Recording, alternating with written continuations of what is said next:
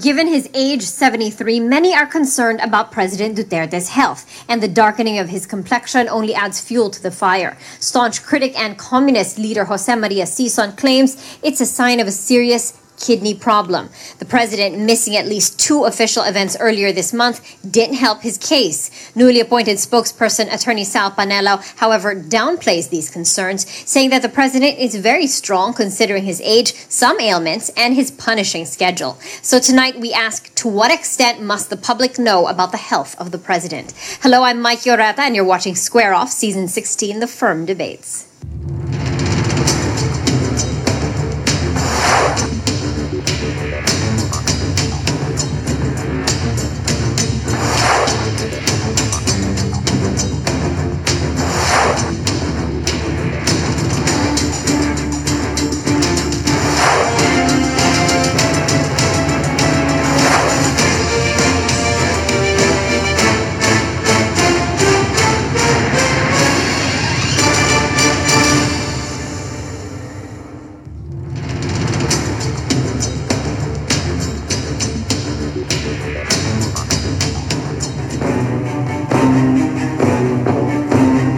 When you're getting old, they say that I'm dying, of course I will die someday.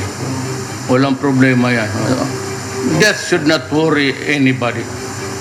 It's inevitable and it can happen any day. Not exactly the kind of thing you'd want to hear from your president, the commander-in-chief fending off concerns about his health. From the supposed darkening of his skin to an unexpected trip to Hong Kong that some suspect was a visit to specialists. The public has been keeping tabs on what some fear is the 73-year-old president's deteriorating health. His critics put to use these health rumors to discredit the president. No, it was not fake news because the people around him, or some of the people around him, were surprised that he was very much unavailable. The president is fine and well in Davao, participating in Kadayawan. As usual, Joma Sison does not know what he talks about.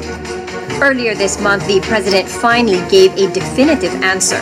He revealed that doctors found a possible growth in his digestive tract during an endoscopy. Hindi pa ako cancerous, so do not be afraid to go near me. I will not contaminate you. It's negative. They had the suspicion, but they had, I said, this specimen taken out from both the esophageal tube and somewhere here. President Duterte admits years of drinking has finally caught up with him. But he can't help but go on the defensive when asked to disclose the details about his health. It is not for public consumption. The Constitution says that you must let the people know. But the procedure is not go direct to the people.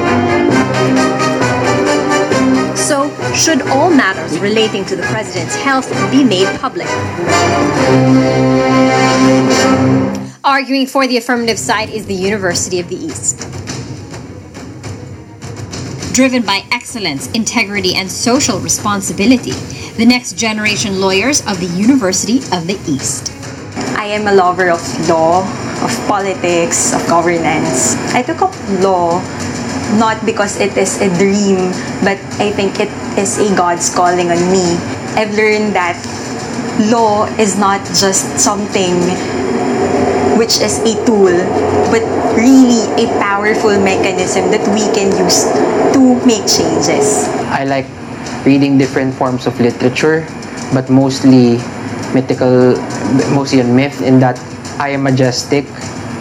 I believe that I have a great destiny and that I will soar high and go to different places that I would never have imagined.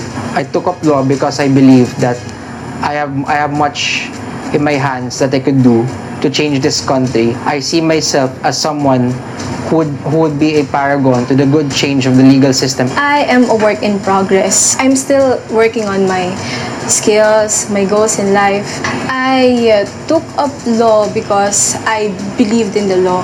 I was mesmerized by those people who are knowledgeable about their rights and how to fight for them. Team University of the East. Passionate, driven, diverse. And taking on the negative side is Bukidnon State University. From the institution aiming for moral and spiritual truth, the next generation lawyers from Bukidnon State University. Coming from a family of lawyers, I have always aspired to become one.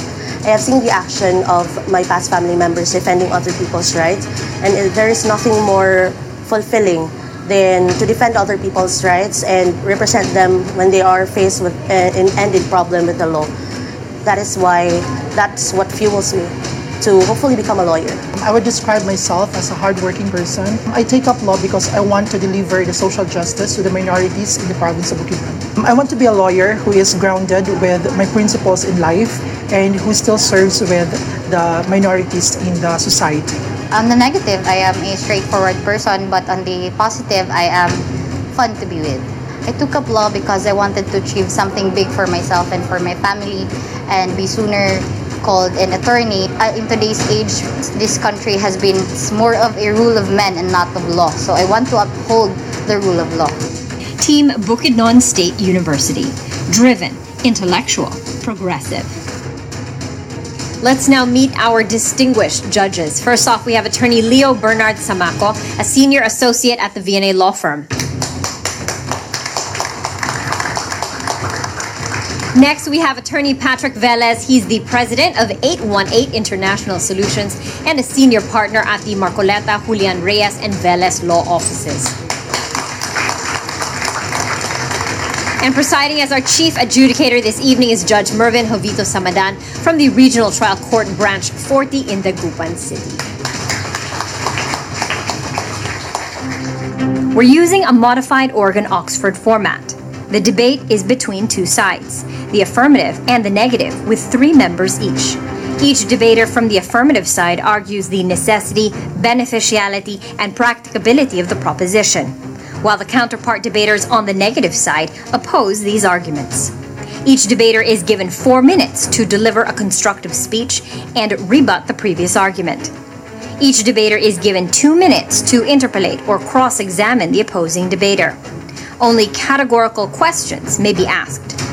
Each of the judges may ask 1 question of each speaker within that speaker's time limit. The judges score each team in terms of manner, matter, and interpolation. The team with a higher score from each judge gets a point. The team with the most number of points wins the debate. The chief adjudicator rules in the event of ties, objections, or contestations. This week's proposition, let it be resolved that all matters relating to the health of the president must be made public. First up for the affirmative side, we have Jose. Jose, you have got 4 minutes to tell us why all matters pertaining to the health of the head of state must be made public.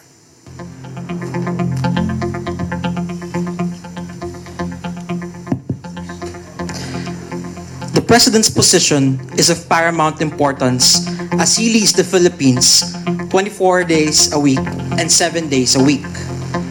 His health is a matter of public concern because it will always affect the performance of his sworn duty to us, the Filipino people. His health is not covered by executive privilege, and he only has a limited right to privacy. Hence, his health should be fully disclosed. Good evening, distinguished judges, my esteemed colleagues, and my worthy adversaries. We of the affirmative believe that all matters relating to the President's health must be disclosed to the public because the President's health is a matter of public interest as his health could affect the discharge of his duties. For this evening, I give you 2 arguments. First, the President's health is of paramount public interest. The President should always be ready to make the hard decisions. If at any time he becomes temporarily incapacitated to perform his duties, a war could break out. A state of martial law could have been lifted, or urgent policies could not have been forwarded because he wasn't present at the time. He was not performing his functions. Being a matter of public interest, the President is duty-bound to disclose his health because it is not something that he could withhold as it is not related to a non-delegatable and quintessential power as required in executive privileges. We have a right to know if he could still lead us and make the hard decisions for us, as it is the very reason why we elected him. Your Honor, as for my second argument, the Constitution's framers intended for a policy of transparency on matters of public interest. The right to the information of Filipino people is sacrosanct. As a general rule, the government must always be transparent with everything. If a matter like the President's health is of public interest, the government must be compelled to disclose the same. In fact, keeping the status of the health confidential shall have dire effects. Yes, Your Honor. But does the Constitution limit that to serious illness only? Not all matters. Yes, it is true as provided in Article 7, Section 12 of the Constitution that the Vice President may take over the President if in case of serious illness. However, sir, it does not speak of any form of disclosure. It just states that he may be replaced if there is a serious illness, Your Honor. Allow me to proceed, Your Honor. For example, President Marcos was inflicted with lupus, but the government did not disclose the same to the public. As such, we do not know if the duly elected president was still running the government. This clearly is detrimental because such should have been disclosed to the public and the proper procedure under the Constitution should have been followed, as I have stated in Article 7, Section 12, Your Honor. Your Honor, to end my speech, we resolve that all matters relating to the President's health must be disclosed to the public because the President's health is of paramount public importance, as his health could affect his ability in the discharge of his duty to us. Furthermore, the government is compelled to disclose the President's health as it is the mandate of the 1987 Constitution and its framers for the... 2 minutes for the cross-examination. Good evening, Counsel. Yes. Is it in your position that the health of the President greatly affects the discharge of his functions, right? Yes. Okay, and you contend that this effect is primarily seen in the President's absence from events he is supposed to attend, right? Yes. But would you at least concede that not all of the President's absences may be due to his health? No. Then are you aware that the executive power is vested upon the President, right? Yes. So parts of these powers is the power to appoint heads of the executive departments, right? Yes. Okay. So do you know the doctrine of qualified political agency? Yes, of course. It provides that all executive and administrative organizations are adjuncts of the executive department, right? Yes. Okay. So the members of the cabinet are the agents of the chief of the chief executive, rather, right? Yes, I don't know where this headed. The acts of the department secretaries performed and promulgated in the regular course of business are the acts of the President unless disapproved or reprobated by him. Again? You were not listening. So in effect, the cabinet is his alter egos, right? Yes. Okay. So the President is not required to discharge his function all by himself. He is not required to be present at all governmental functions, and the executive shall not be paralyzed if he has reasons not to attend this said events. The Necessity Council fears about political instability. He associated to the health of the President, but his contention is so mythic that he failed to see that the Constitution is sufficient in its character. With all these reasons, no more questions. Right? Cristal, you have 4 minutes to advance your argument on why the details of the President's health need not be publicized. Malinandang pagbati. Greetings of peace. Ladies and gentlemen, worthy councils, your honors. Full disclosure of all matters regarding the President's health will neither guarantee nor render his government better or more efficient. Thus, Bukidnon State University strongly believes that it is unnecessary to support the affirmative's case. Section 12 of Article 7 of the 1987 Constitution specifically provides that in case of serious illness of the President, the public shall be informed of the state of his health. Serious illness under the bounds of law is tantamount to the President being incapacitated and unable to render the duties called for by his office. Indubitably, For the public disclosure of the state of the President's health to be mandatory, we must first meet the serious illness threshold warranted by our Constitution, and such information must be accurate, complete, and timely. On the first context, Negative argues that when we fully disclose matters regarding the President's health that are not exigent in nature, it would create a bait with media sensationalism by the mass media and an unnecessary cloud of doubt with the masses. Information propagated by the mass media is susceptible to misinterpretation that even simple health problems like coughs, diarrhea, or the like are to be posted and published. This would incite panic and upheaval to the public. As such, we see that the full disclosure of the state of the President's health as irksome to the executive and worrisome to the public. For as long as the President can still fulfill his duties and functions, then we do not see the necessity of such full disclosure. The future of the country rests greatly upon its chief executive. It is essential that the efficiency of the President is not to be kept at bay.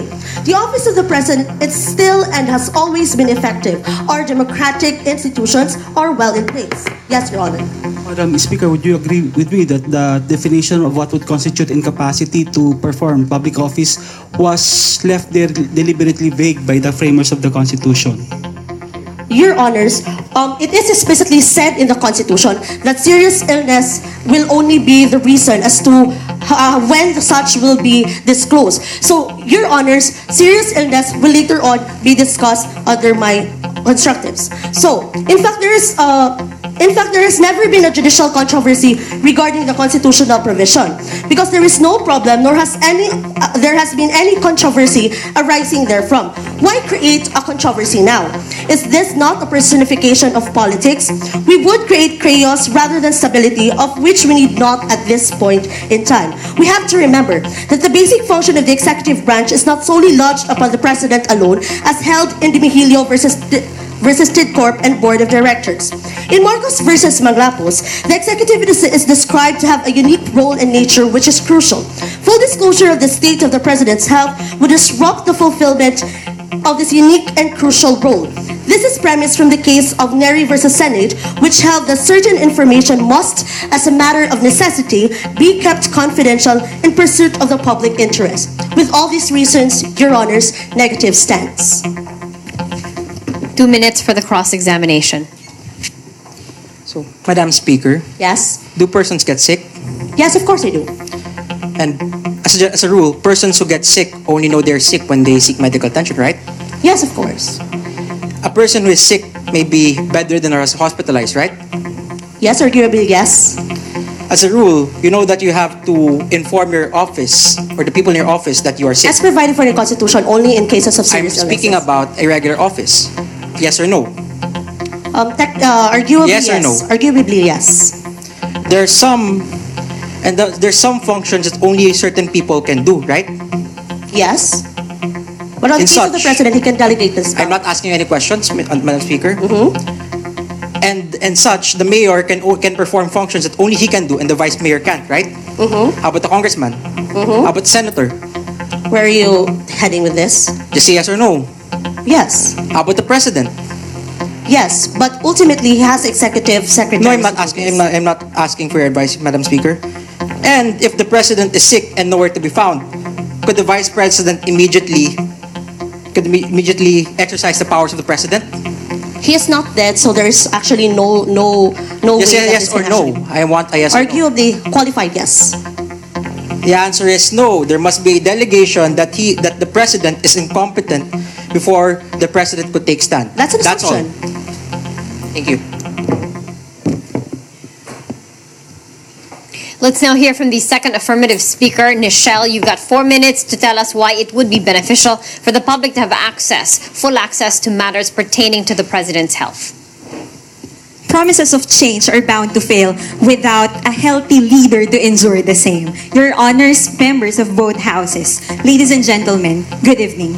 It is the submission of the affirmative side that it is beneficial that all matters relating to the health of the President be disclosed to the public for two things. First is accountability, and second is political stability. Just few rebuttals, your honors. They're saying that there is this qualified political agency. Yes, we agree with that. But you have to remember that there are powers which are non-delegable. Not all powers, like calling out powers. Could it be delegated to another person? It is only on the discretion of the president. Also, what has been delegated cannot be further delegated. You have to understand.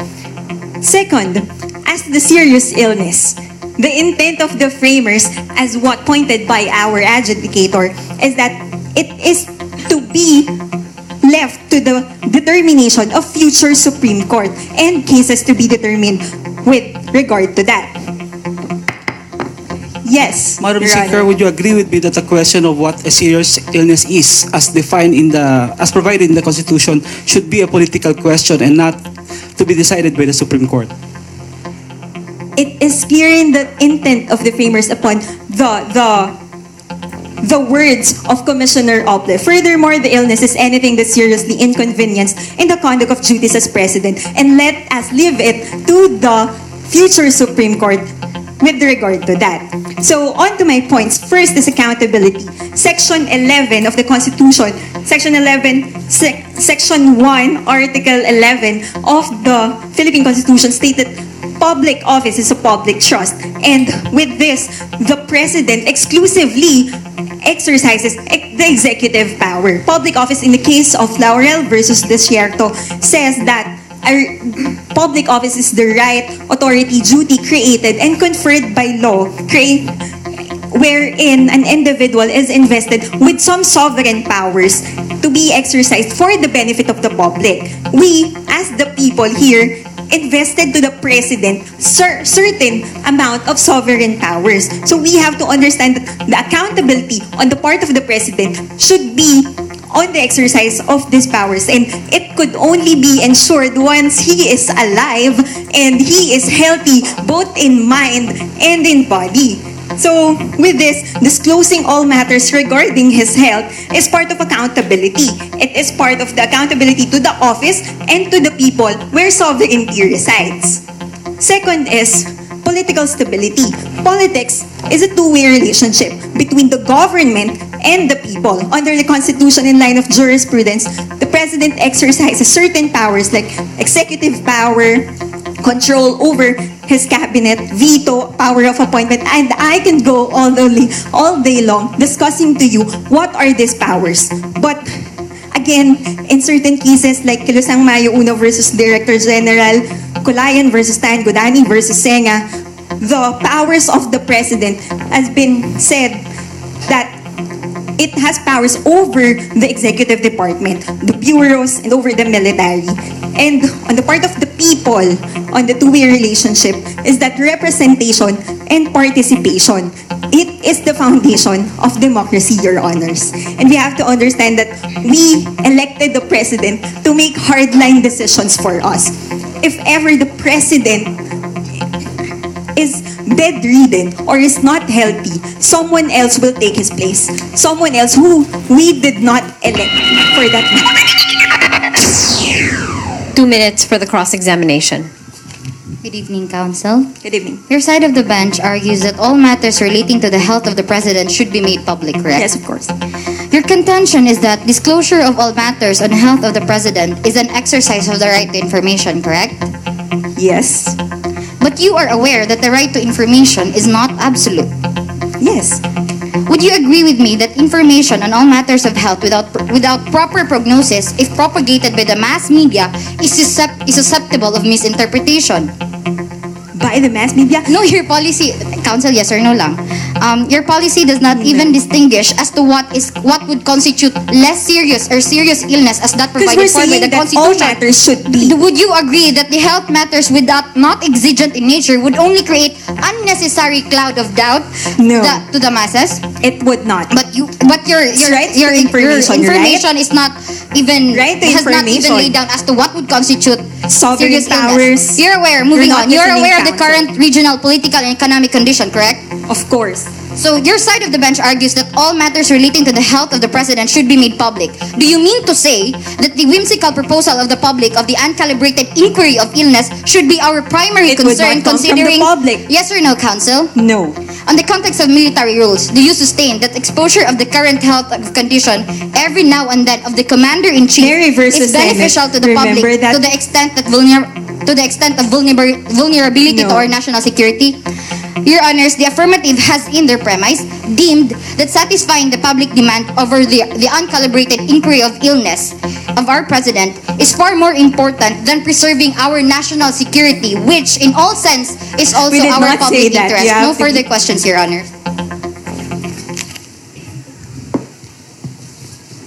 Babyland, you've got 4 minutes to tell us why it would not be in the country's best interest to make all matters pertaining to the President's health public. It is untimely to make such an issue on an alleged medical condition that does not even render the President totally incapacitated to perform his conditions.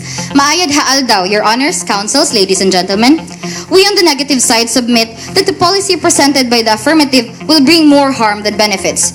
Your Honors, let me present to you my 2 levels of cost-benefit analysis.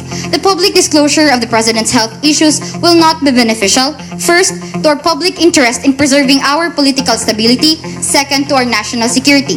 First, which should we prefer? Political stability or political unrest? Although former Presidents Fidel Ramos and Gloria Arroyo had disclosed their health issues to the public through health bulletins, we do not concede to the motion that the President should disclose all matters relating to his health, for it will result to personality politics, meaning the public are not anymore objective of looking at the issues and they would more focus on personalities rather than the policies and the current administration. Each administration has well-defined policies and platform of government, not solely dictated by leadership. Your Honors, what we would like to emphasize is that we are trying to protect the integrity of the executive department and not the President himself. If we are to disclose all matters relating to his health without proper distinction as to what is less serious or serious illness, this would only lead to speculations which will distract us as a nation in pursuing policies and governmental goals. Further, it will undermine our political stability and integrity of the executive department as an established democratic institution.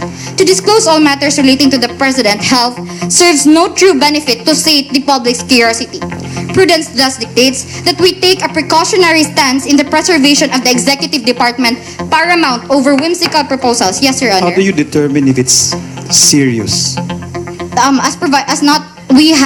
What we would like is what the public would demand is the medical prognosis or diagnosis concrete by a doctor himself, Your Honor. To continue, whimsical proposal of the uncalibrated inquiry of illness which motives and purposes are unclear or unknown. Second, now national security or vulnerability. Disclosure of all information relating to the health will be detrimental to our national security inasmuch as it will expose our President vulnerable to threats.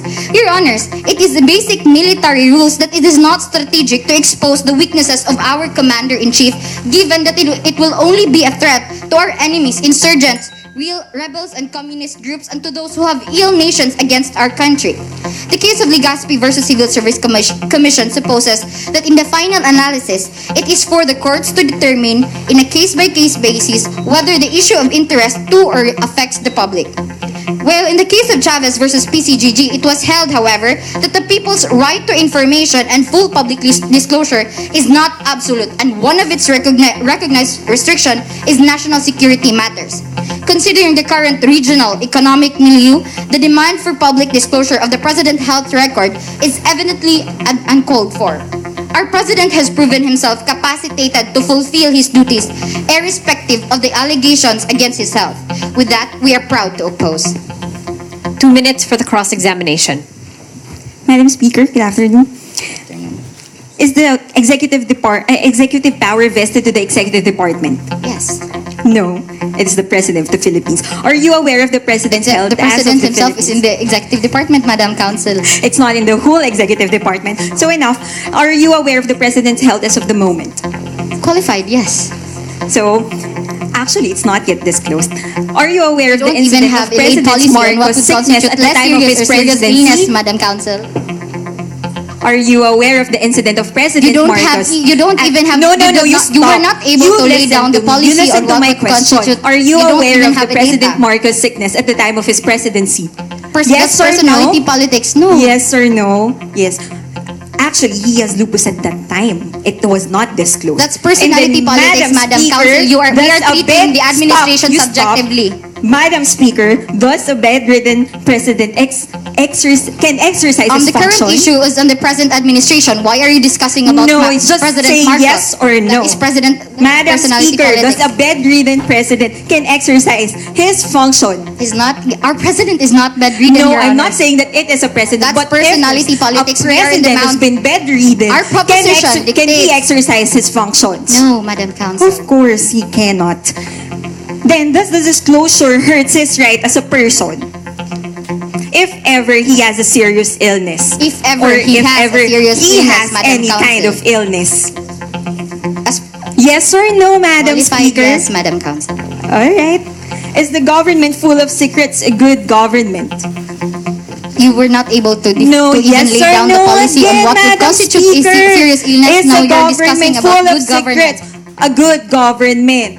Qualified, yes. Oh, they're a good government. So if there are secrets, it should be remain as a secret. Okay, no more further questions. Let's now hear from the third affirmative speaker, Monica. You've got 4 minutes to tell us why it would be practicable to make all matters pertaining to the president's health public knowledge.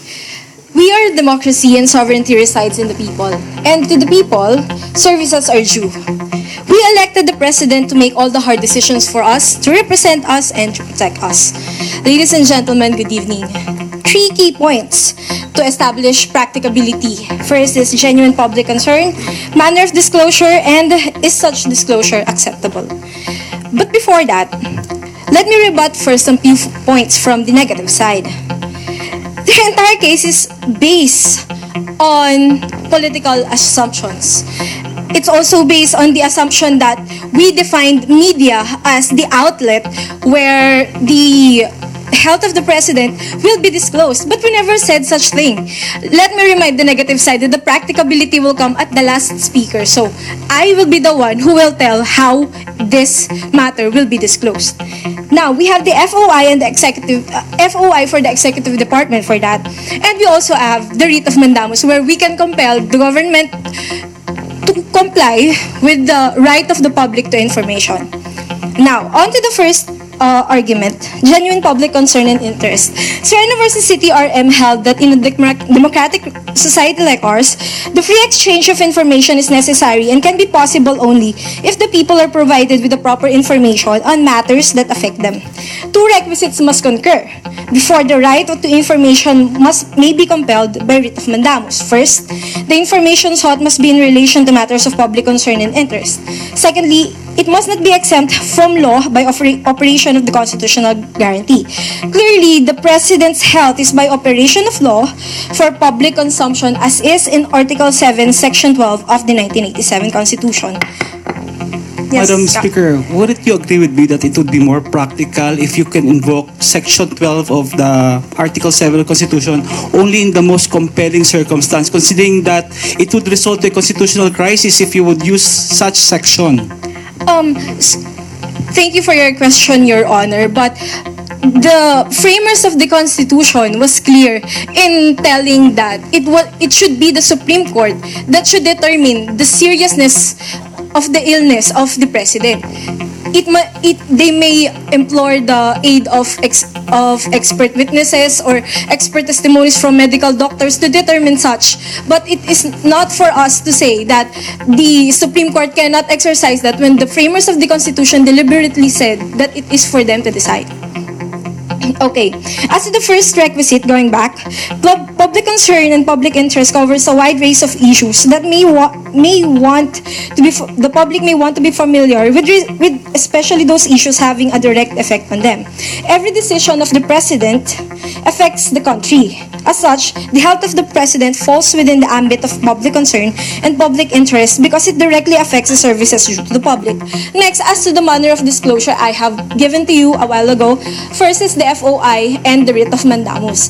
If the FOI fails and the office of the president does not release medical bulletins, that's when we go to a writ of mandamus. Hence, we can actually not resort to writ of mandamus itself already if we can still exhaust the FOI. Then lastly, is such disclosure acceptable? In case of doubt, matters should be resolved in favor of disclosure rather than confidentiality. This is in keeping with our constitutional policy of full public disclosure and the constitutional guarantee of the public's right to information. In a lot of cases, such as Valmonte versus Belmonte, Tañada versus Tavera, Legazpi versus CSC, the Supreme Court upheld that the people's constitutional right to be informed of matters public concerning public interest. 2 minutes for the cross-examination. Good evening, Council. Good evening. Would you agree with me, Council, that the state has the power to govern the way its people exercise their rights? Yes. Yes. And this pertains to the inherent power of the state, which is the police power, correct? Yes. Okay. And many, if not all, our constitutionally guaranteed rights give way to the police power, correct? Yes. Okay. Would you agree with me, Council, that the main goal of police power is for the advancement of what we call common good? Yes. Okay. So this means that in the interest of the common good, even the public's right to information may be restricted by the state, correct? I don't think that's the right Yes or application no, of Madam police power. Speaker? No. Okay. So would you agree with me that part of this common good is the preservation of the integrity of the executive branch or Yes. department? Okay. That's why we have executive privilege. Okay, enough. This is my time to ask you a question. Would you agree with me, Council, that under Article 7 of the Constitution provides the mechanism to be observed in order to preserve the integrity of the executive department, correct? Okay. So serious illness as a minimum threshold for public Yeah, but what is disclosure serious of illness? the Is it Madam for us Council, to please determine? respect my time. So serious illness as a minimum threshold for public disclosure of the President's health is for the common good, correct? Yes. Okay. So, ladies and gentlemen, Your Honors, therefore, Your Honors, based on the answers provided by the Practicability Council, think so. it is impracticable and necessary and detrimental to disclose all matters relating to the President's health. Thank you and good evening.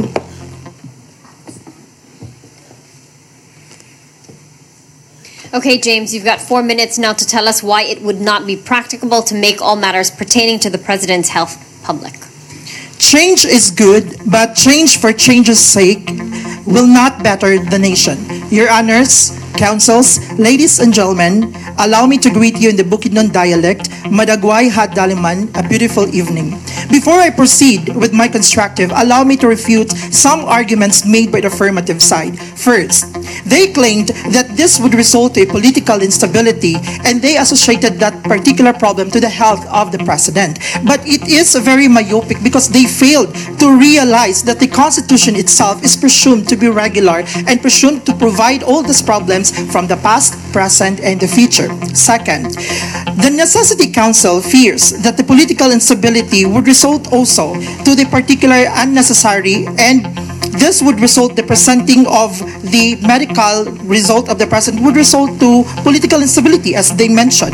But the medical treatment or the medical information that will be disclosed to the public would only create political instability because medical harassment would likely to be established in this particular event. Your Honors, it is the ardent submission of the Bukidnon State University that disclosing all matters relating to the health of the President is not practicable for one simple reason. Our Constitution in the status quo is sufficient and it's replete with safeguards. For most of these safeguards that we're talking about is a democratic and republican form of government.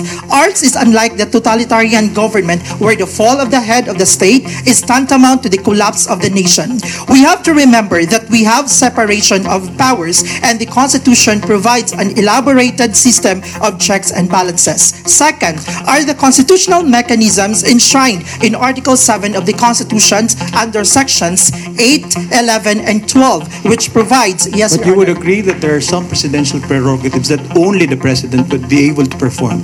Yes, Your Honors. There is no problem with that and we can see that there are a lot of things that only the President can perform. However, it would not render the President or the executive branch incapacitated in general. To continue, Section 12 of the Article 7 of the Constitution provides that in the case of serious illness of the President, the public shall be informed of the state of his health. We are assured that should the President suffer any ailment which qualifies as a serious illness, the office of the President shall disclose such information and people's right to know is upheld. One of the drafters of the 1987 Philippine Constitution, the Father Joaquin Bernas, notes that in this situation, access to the President is kept open that for cabinet members in charge of the national security and foreign relations, allowing the President to continue making important decisions in these areas if he is still able. Should the President's health at any time render him temporarily unable to discharge the functions of his office, Section 11, ladies and gentlemen,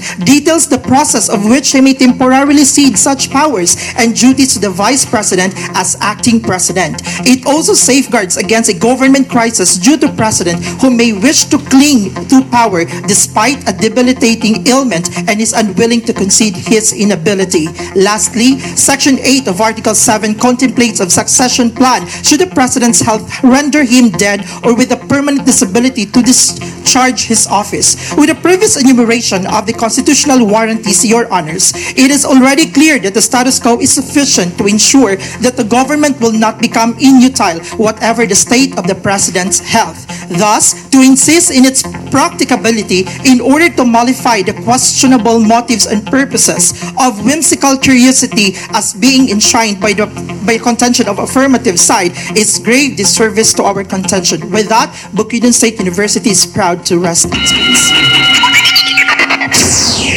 2 minutes for the cross-examination. Counsel, only yes or no, please. Okay. Thank you. Are you aware that the general anesthesia can make a man unconscious? Yes. Are you aware that giving a general anesthesia to a person of advanced age may result to complications like I cannot see the prolonged relevance this. postoperative? Please listen to me so you can see the relevance. Okay. Post-operative cognitive dysfunction when the elderly is unconscious and immobility is prolonged? Yes. Okay. Are you aware that the President is of advanced age? He is 73. Yes, it's given. General How would you agree? So would you agree with me then that an appendectomy is a minor surgery, right? The removal of the appendix. I guess you're engaged into fallacy of Would ignorance. you agree with me also that it requires general anesthesia, right? Okay. If a terrorist attack like the recent Paris bombing happened here and the President was administered with a general anesthesia, counsel my time, while having an appendectomy, he suffered from the complication that I mentioned a while ago. Do you think he can perform his functions while immobilized and unconscious? It's an assertion. Yes or no? Do you think he can? It's an assumption. Yes or no? Do you think he can? It was a hypothetical question. So yes or no? Yes, for medical purposes. How can? Okay, we all know that the answer is a no. Now, assuming he kept it private because he deems it not serious illness, do you think the cabinet members can have access to him during such condition?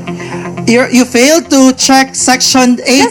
Section 12 of Article 7, Council. Just say yes or no. There are people who are allowed by the Constitution to know and to access the health of the President. Following such line of thought, can the Vice President assume without knowing that the President is incapacitated and without the declaration of the Where cabinet did you members? get that logic? Just say yes or no. No, of course no. The question was not just for him, it's for all of us. We all know that the Vice President cannot assume because the declaration is absent, because the cabinet doesn't have access to it. Let's now hear what our judges have to say about our debaters. Attorney Samako, how did the affirmative side, the University of the East, do? I like their effort to use artistic argumentation in arguing for the proposition, because it's the subject itself is kind of difficult to argue for all matters relating, but they have a wider artistic argumentation and to use other non-legal arguments for the proposition. So that's a plus for them. And Attorney Velez, how did the negative side, the Bukidnon State University, do? Before that, both teams really gave us a very difficult time in trying to decide which one was gave a better argument. But kudos to both teams, they're really very good. With respect to the negative side. I think what got into me was the fact that they're trying to argue that secrets are the currency of kings, and that these things cannot simply be subject of, in the words of one of the speakers, subject of whimsical curiosity. And that got to me. So that was a very good argument from your side, and well argued, guys. And now let's hear from our chief adjudicator, Judge Samadan. Your Honor, who did the judges pick for Best Speaker? Well, before I announce the winner for tonight's debate, I'd like to congratulate both teams for coming well prepared tonight and delivering your positions well. For Best Speaker, she's no other than Miss Maybelline Bahala from the Bukidnon State University. Congratulations. And the school that won tonight's debate. And the winning school is from the negative side, the Bukidnon State University. Congratulations also to the best debate team. A big